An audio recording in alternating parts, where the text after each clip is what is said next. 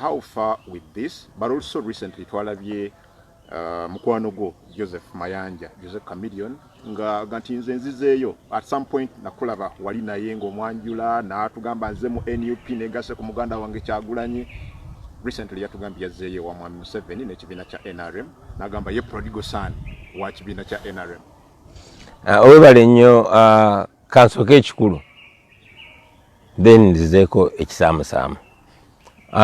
Ekikulu nti kituufu twatandikanga a movement oba ekisinde ekya people power ekyokusitula amaanyi g'abantu. Ekyo nno nga tutwasosola mu kibiina kyovaamu oba kikula kyo wabula kasita oba ng'oli muntu ng'oli munnauganda ng'okkiriza nti abakulembeze balina kubeera abakozi baffe ng'abantu, abantu be balina okubeera ababoosi. Kyova twagamba people power is our power. Era gwe mulama gwe tutambulirako.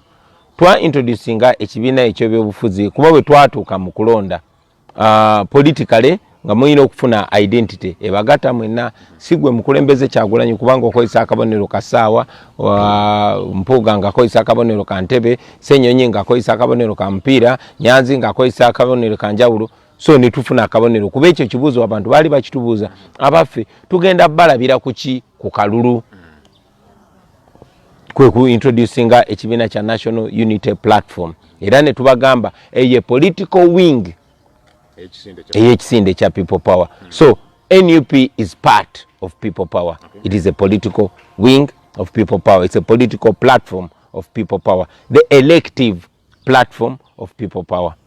Naye nga ekisinde kya people power is overall. So babalondebwa nga bagenda balabira ku kabonero ako. Abalala abantu bana balabira kuki nga bwe tubadde nga tugamba nti bajja balabira ku bikolwa byabwe. So newala nnyo okudiscussinga. But do you feel bad that he went back to Mr. Museveni yet wamutwanjulira ng'eggwanga noga nti kati wuuna atwegaseeko?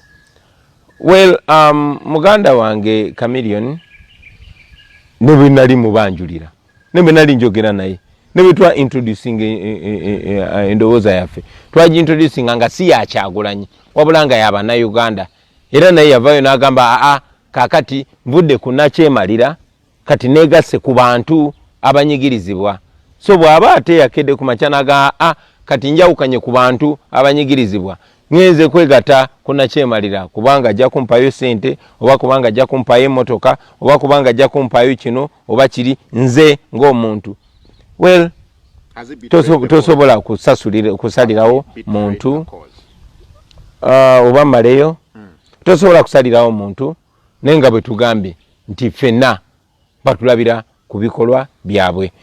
Njagala omanye nti si komerera misumaali muntu omu nga ye kuba muganda waffe Chameleon nja kugamba nti ekyo sijja kutunuulira just kwagala byanfuna nenja kutunulira ne sense of self worth, sense of self dignity ng'omuntu kiba erigwe n'osalawo no ze siri worth sente oba siri worth motoka oba siri worth kino kiba erigwe ng'omuntu.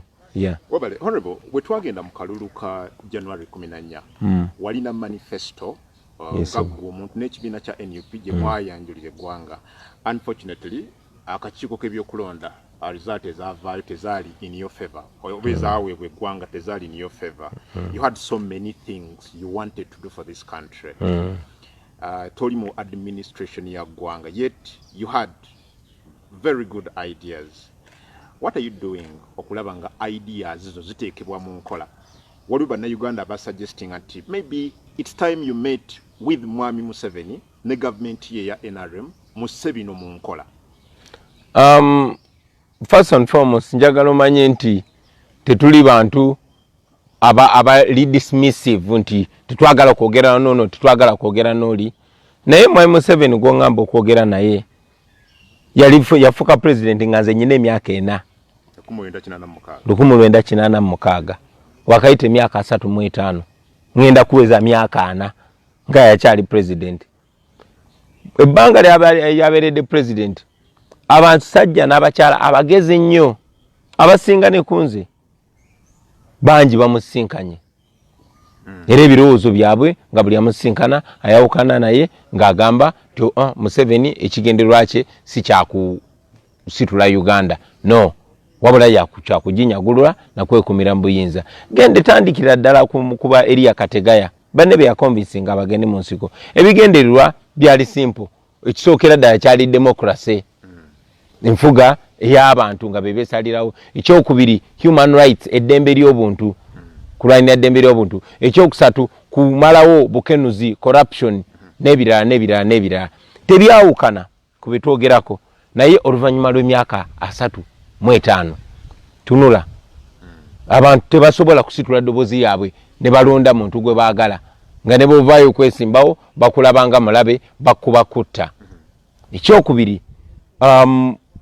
Museveni yagamba nti nagenda kulwanyisa disrespect of human rights okulinnyera eddembe ly'obuntu bebawamba abantu bebatulugunya abantu bebalaawo abantu bebakwata abakyala bino byenjogerako biri public okuwamba abantu kukulemberwa mutabani we Muwoozi abaziba emisango abatemula abantu Museveni abalaba ye kenyini naye n'atabako kyabakolako